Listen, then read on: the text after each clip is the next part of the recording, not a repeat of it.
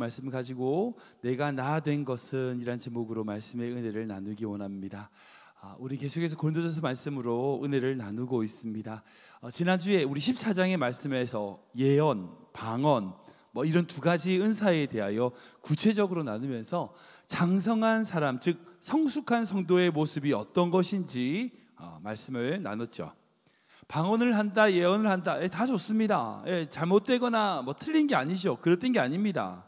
그런데 그런 은사, 영적인 것을 추구하는 것이 성도들이 가지는 중요한 자세입니다. 그런데 그것이 가지는 한계가 있어요. 우리가 왜 그것을 해야 되냐? 지난주 말씀 보면 덕을 세우기 위함이라는 거예요. 하나님의 교회를 세우기 위함이라는 겁니다. 덕을 세우지 못하는 어떤 은사의 남용, 내가 내 은사가 더 낫니? 저 사람은 나보다 못하니? 아니, 그렇게 가진 은사가 아무 소용이 없다는 거예요. 그렇게 자기 자신을 높이려는 그런 은사는 어떤 것보다 무엇이 더 중요하냐?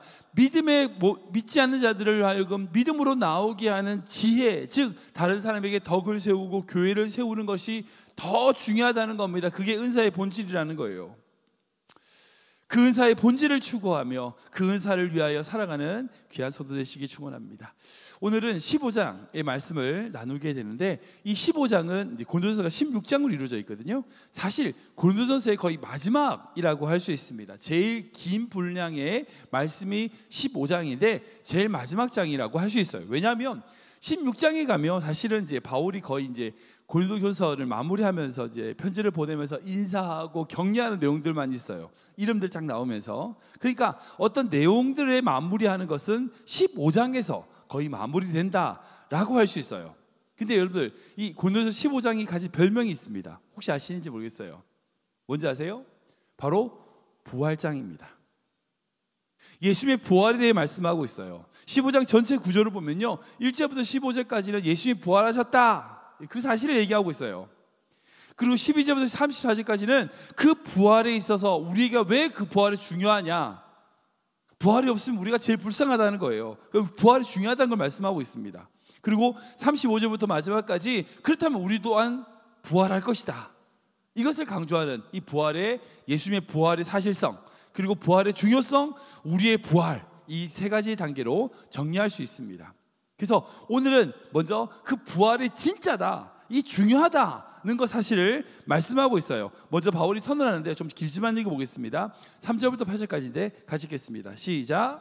내가 받은 것을 먼저 너희에게 전하였노니 이는 성경대로 그리스도께서 우리 죄를 위하여 죽으시고 장사 지낸 바 되셨다가 성경대로 사흘 만에 다시 살아나사 게바에게 보이시고 후에 12 제자에게와 그 후에 500여 형제에게 일시에 보이셨나니 그 중에 지금까지 대다수는 살아있고 어떤 사람은 잠들었으며 그 후에 야고보에게 보이셨으며 그 후에 모든 사도에게와 맨 나중에 만삭되지 못하여 난 자 같은 내게도 보이셨느니라. 아멘. 좀 길지만 무슨 말씀이에요? 이 말씀대로 예수님께서 성경대로 기록된 말씀대로 사흘 만에 다시 살아나셨다는 거예요.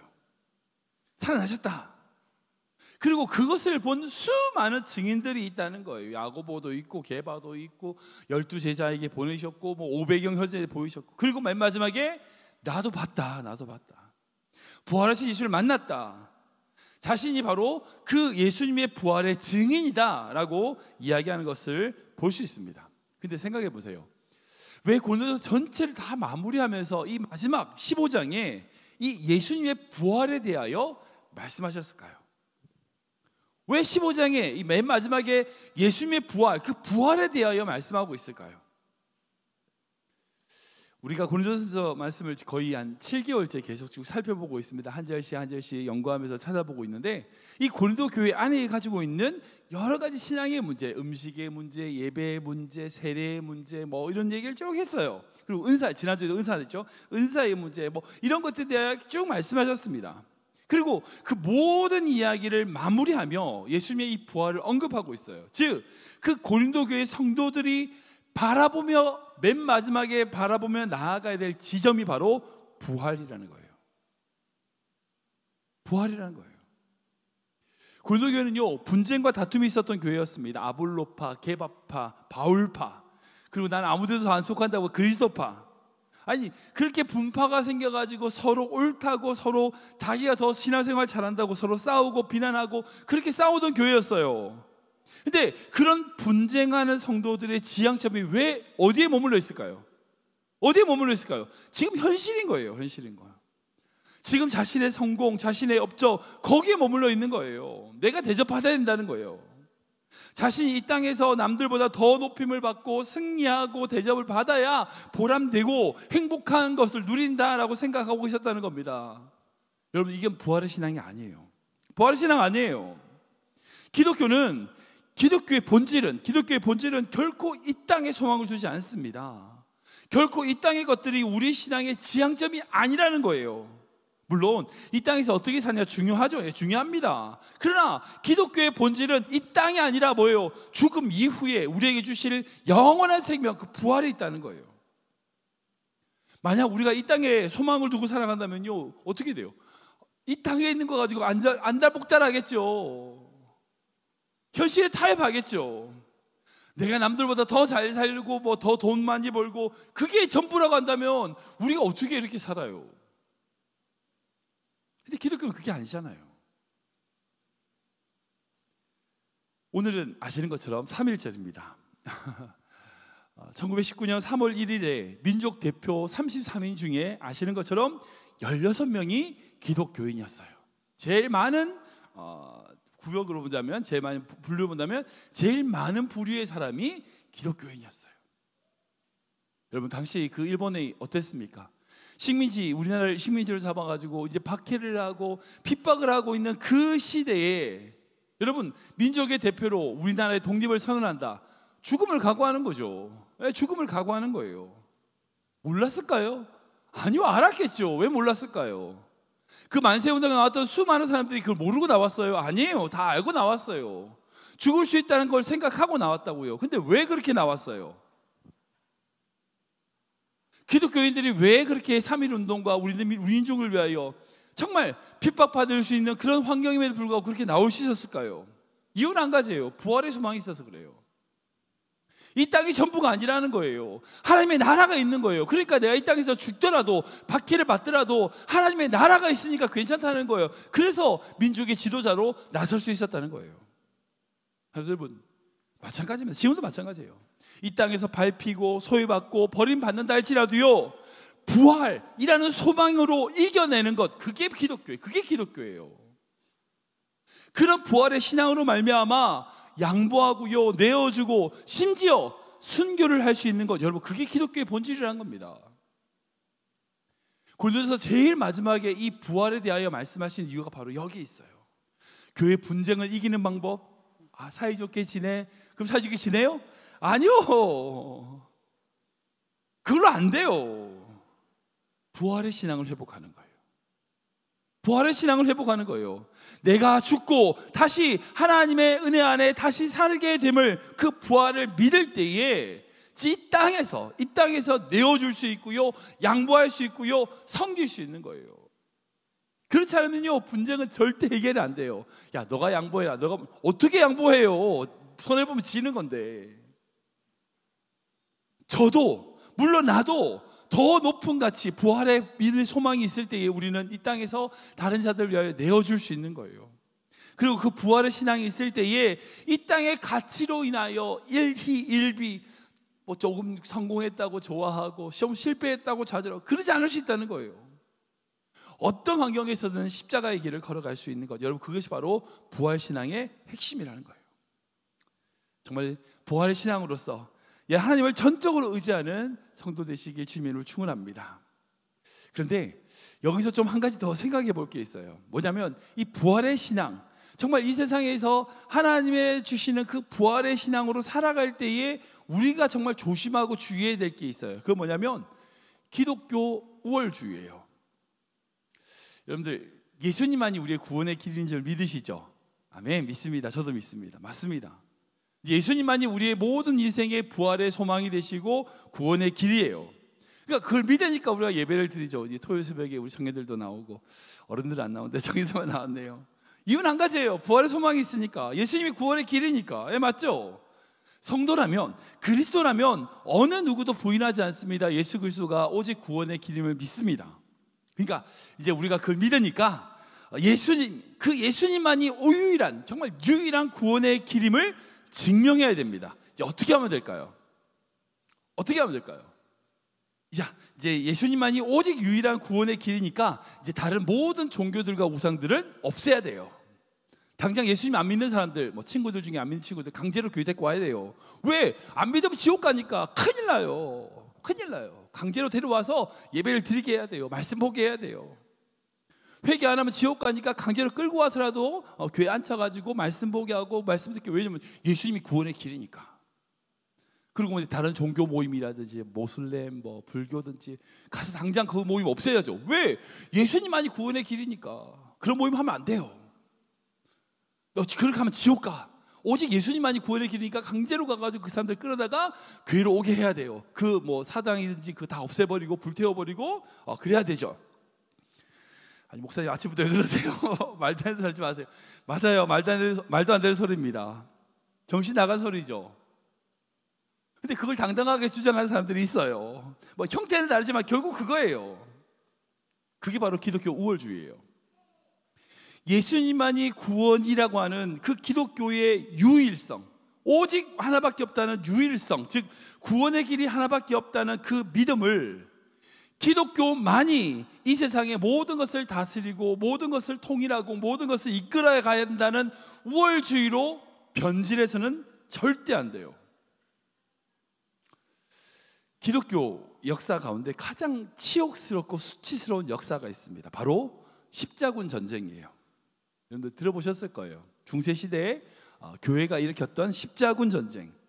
2000년 교회 역사 중에 가장 부끄럽고 수치스러운 역사입니다. 근데 이게 어떻게 시작된지 아세요? 순수한 믿음에서 시작됐어요. 너무나 순수하게 시작됐어요. 복음의 땅, 복음의 시작인 예루살렘, 그 성지를 회복하자. 얼마나 좋아요. 좋은 말이죠. 당시 모든 성도들의 꿈이었고 비전이었어요. 근데 그 순수한 꿈과 비전을 어떻게 회복하냐? 군대를 동원해서 칼을 가지고 그 땅을 정복하자. 그게 십자군 전쟁입니다. 당시 예루살렘을 포함해서 그 중동 지역에 있었던 이슬람 제국과 전쟁을 약 200년 동안 했어요. 9차례나 전쟁을 벌려가지고 수많은 사람들이 거기서 죽고 뭐 난리가 났었죠. 결국 예루살렘을 회복하기는커녕 오히려 그 지역에 이슬람 종교를 더 확산시키고 강화시키는 결과가 가져왔어요. 여러분 당시 그 십자군 전쟁을 일으킨 자들이 가졌던 생각이 뭘까요? 기독교 우월주의예요. 자기들 생각이 틀리지 않았다는 거예요. 예수님이 다녔던 그 성지 아름다운 예루살렘을 복음으로 회복하자. 아니요, 그 말은 맞아요. 그런데 그것을 반대할 사람 누가 있어요? 다 좋다고 하죠. 그런데 그것이 어떤 거예요? 기독교가 우월하니까 자신들이 가지고 있던 유럽의 문화를 가지고 그 전쟁의 힘을 가지고 그 땅을 정복하자는 거예요. 어찌 보면 그 전쟁에 참여했던 수많은 군사들은요, 예수님을 정말 사랑했던 성도들이었을 거예요. 물론 뭐 그 중에 자기 이익이나 뭐 성공을 위해서 간 사람들도 있었겠지만 수많은 군인들은요, 복음을 위해서 칼을 들었어요. 그리고 그 지역에 찾아가서 예수님 믿어요? 믿음을 살려주고, 안 믿어요? 착 죽이고. 그게 바로 십자군의 비참하고 정말 추악스러운 역사입니다. 근데 사도 바울은 이 부활의 신앙에 대하여, 그렇게 강력한 부활에 대하여 얘기한 이후에 이렇게 선언해요. 우리 9절 10절 말씀 볼까요? 같이 읽겠습니다. 시작. 나는 사도 중에 가장 작은 자라. 나는 하나님의 교회를 박해하였으므로 사도라 칭함받기를 감당하지 못할 자니라. 그러나 내가 나 된 것은 하나님의 은혜로 된 것이니 내게 주신 그의 은혜가 헛되지 아니하여 내가 모든 사도보다 더 많이 수고하였으나 내가 한 것이 아니요 오직 나와 함께 하신 하나님의 은혜로라. 아멘. 너무나 귀한 말씀이죠. 우리가 많이 암송하시는 분들도 있을 거예요. 너무나 귀한 은혜의 말씀입니다. 내가 너희보다 잘 믿어. 내가 믿는 게 진리야. 내가 믿는 대로 너희 믿어야 돼. 그렇게 증언하지 않았어요, 사도 바울은. 사도 바울은요, 오직 사도들 중에 내가 가장 작은 자다. 난 정말 정말 악한 자다. 교회를 박해했던 정말 나쁜 놈이야. 그때 그런 나를 이끌어 주시고 붙들어 주셨던 하나님의 은혜로 내가 나 되었다. 그 하나님의 은혜를 말하고 있는 거예요. 사실 여러분, 예수님만이 길입니다. 이 세상에 어떤 것도 비교할 수 없는 가장 유일한 구원의 길입니다. 이 세상에 멸망으로 달려갈 때 그것을 막을 수 있는 가장 강력하고 유일한 방패막입니다. 그런데 그 기독교의 가치를 세상의 것보다 우월하다고 생각하는 순간 오히려 그 복음은 어떻게 돼요? 가치 없는 것이 돼버려요. 아무것도 아닌 우리를 주의 자녀로 삼으시고 구원하신 그 은혜를 드러내야, 그것을 전해야, 나의 낮은 것은 하나님의 은혜입니다, 그 은혜를 고백해야 그 복음이 전달될 수 있어요. 여러분, 그게 부활의 신앙의 핵심입니다. 그렇게 힘들지만 내가 더 낮아지고 내어주는 십자가의 길을 걸어가는 자를 통하여 하나님의 나라가 열방 가운데 세워지는 줄 믿으시기 바랍니다. 사도 바울은 이렇게 얘기하잖아요. 11절 말씀 같이 읽겠습니다. 시작. 그러므로 나나 그들이나 이같이 전파하매 너희도 이같이 믿었느니라. 아멘. 무슨 말씀이에요? 사도 바울이나 그 수많은 사도들이 어떻게 해요? 이렇게 하나님의 은혜만을 전했을 때에 너희가 믿게 되지 않느냐. 앞에서 말했던 그 십자가의 은혜, 그 부활의 복음을 은혜로 선포함으로 말미암아 고린도 교회가 세워졌다는 거예요.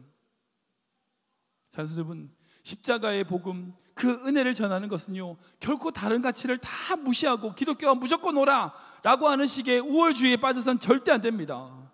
십자가의 길, 즉 자기를 내어주고 승리하는 그 길을 교회와 성도들이 걸어가야 되는 거예요. 말씀 정리하겠습니다. 부활을 통해 우리는 다시 살아납니다. 우리에겐 이 소망이 있습니다. 그리고 이 부활의 복음이 우리에게 힘이 됩니다. 세상에서 비참하고 넘어지고 천대받아도요 괜찮아요. 왜? 우리에게 부활의 소망이 있으니까. 우리에게 이 세상이 전부가 아닌 하나님의 나라가 있으니까. 그 믿음이 있을 때에 우리는 지금 나의 자리에서 내어줄 수 있어요. 예수님의 길이 바로 그거예요. 예수님이 걸어가신 길이 그거라고요. 예수님 힘이 없어서 십자가에 돌아가셨어요? 아니에요. 내어주셨기 때문에 돌아가신 거예요. 내어주셨어요. 우리가 예수님을 구주로 믿는다고 하면 그 예수님의 길을 걸어가야 됩니다. 예수를 믿는다고 하면서 예수님의 길이 아니라 세상에서 말하는 어떤 승리의 길, 우월의 길로 간다. 여러분, 그건요 예수 믿는 사람이 아니에요. 복음이 전해지지 않아요. 그걸 통해서 오직 낮고 낮아지는, 우리가 더 낮아진 그 상황 속에서 이끌어주신 하나님의 은혜, 그 은혜만으로 복음을 전할 때에, 섬길 때에 그 복음이 능력이 있는 거예요. 여러분, 그게 어떻게 가능하다고요? 부활의 신앙. 이 땅이 전부가 아닌, 이 세상이 전부가 아닌 우리에게 주어진 하나님의 부활이 있다고 하는 그 믿음이 있을 때 그게 가능한 거예요. 이 부활의 신앙을 통하여 십자가의 길을 걸어가는 우리 귀한 성도 되시길 주님의 이름으로 축원합니다.